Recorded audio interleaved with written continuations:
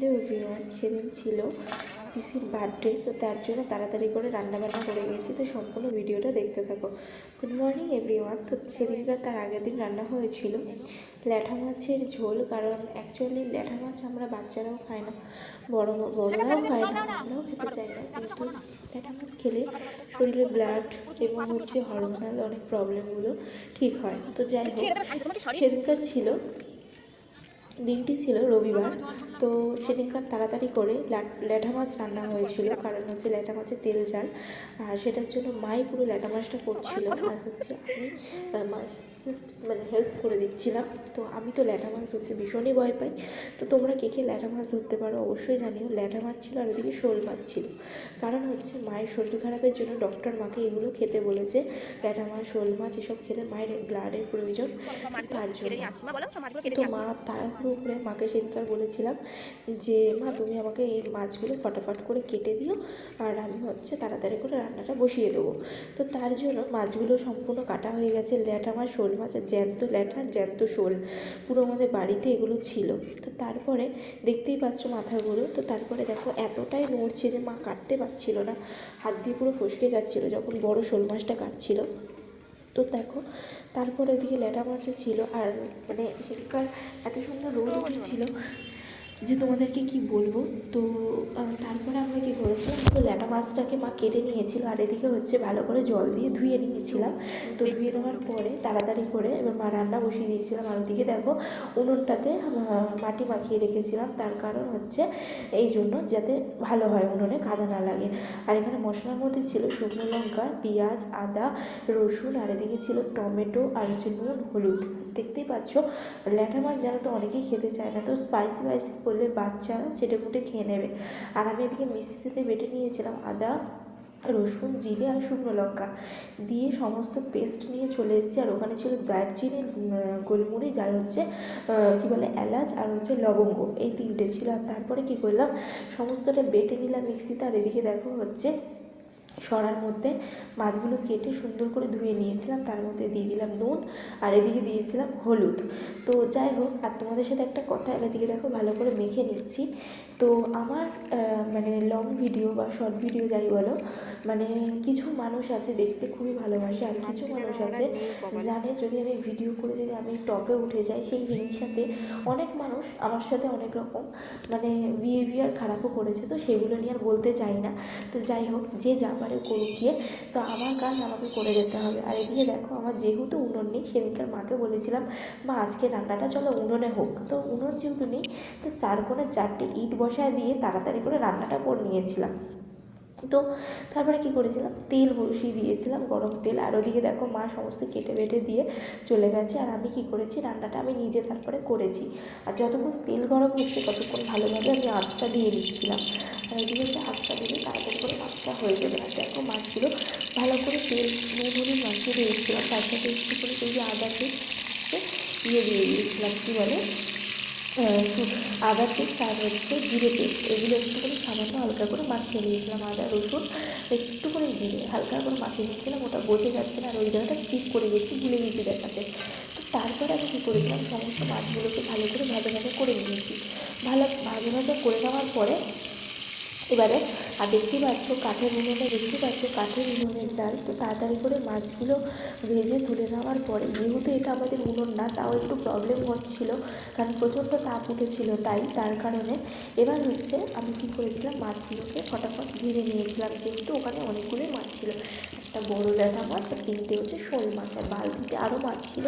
তো সেগুলো আমি আর দেখাতে পারিনি তোমাদেরকে। তো যাই হোক, ওখানটাও একটু স্কিপ করে গিয়েছিলাম।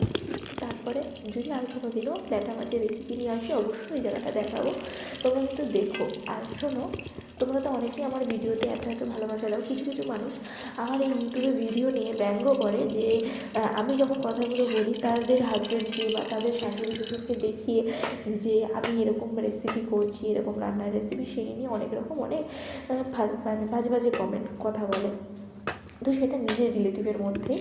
তো যাই হোক, সেই বিষয়গুলো আর বলতে চাই না।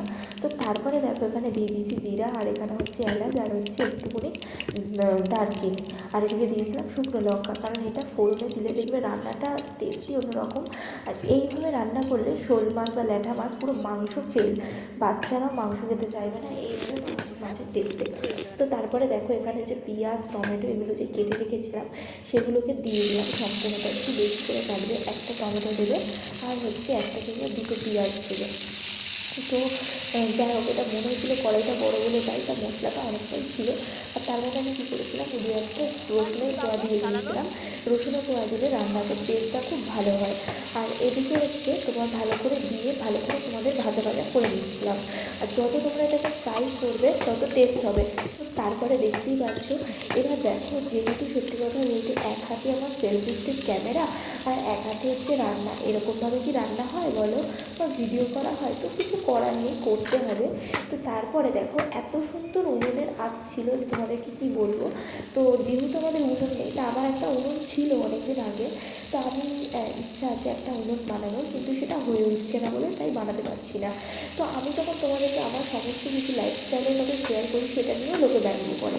তাই মাঝে মাঝে ভাবি যে মানুষ কাউকে মানে নিজের লোক জিনিস করে উপকার করে না, অপকারটা খুব ভালো করতে জানে। তাকে নিয়ে টোল করা, তাকে নিয়ে মজা করা, তাকে নিয়ে বাজে বাজে কথা বলা, এইসব। তো যাই হোক, সেগুলো না মাইন্ড করে হলো। আর এদিকে হচ্ছে দেখো জিরে আদা রসুন এগুলো আর শুকনো লঙ্কাটা আমি মিক্সিতে পেস্ট করে নিয়েছিলাম।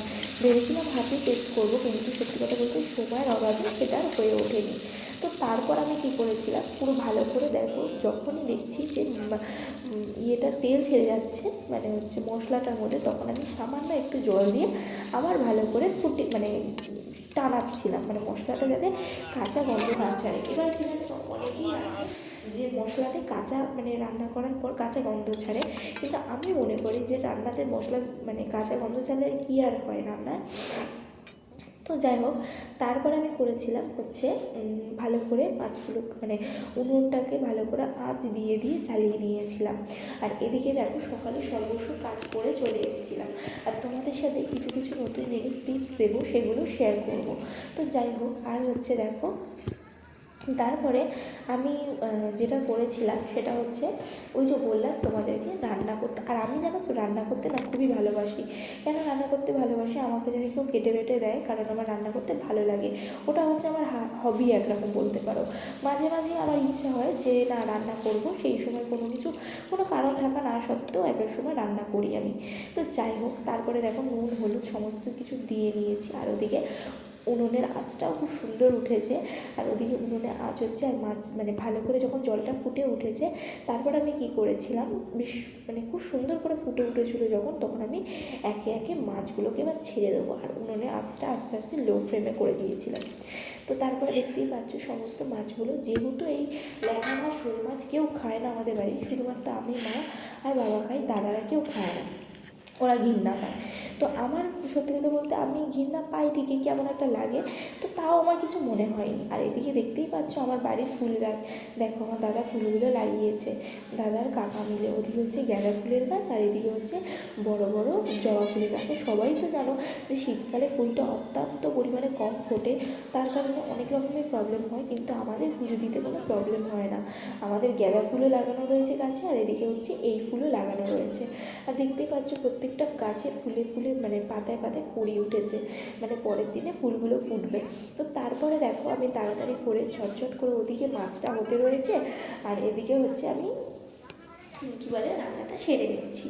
আর এদিকে দেখতেই পাচ্ছি এই জবা ফুলটা আমি খুব পছন্দ করি, এটা কি হারমোনিয়াম জবা না কি একটা বলে, যদিও আমি নামটা অতটা জানি না। তো যাই হোক, তারপরে দেখো এইসব করে, তারপরে জানো তো শীতের দিন তাড়াতাড়ি বেলা কেটে যায়, কাজ হতে চায় না, তো আমি আবার ফুলটা একটু হালকা করে ধরে দেখালাম।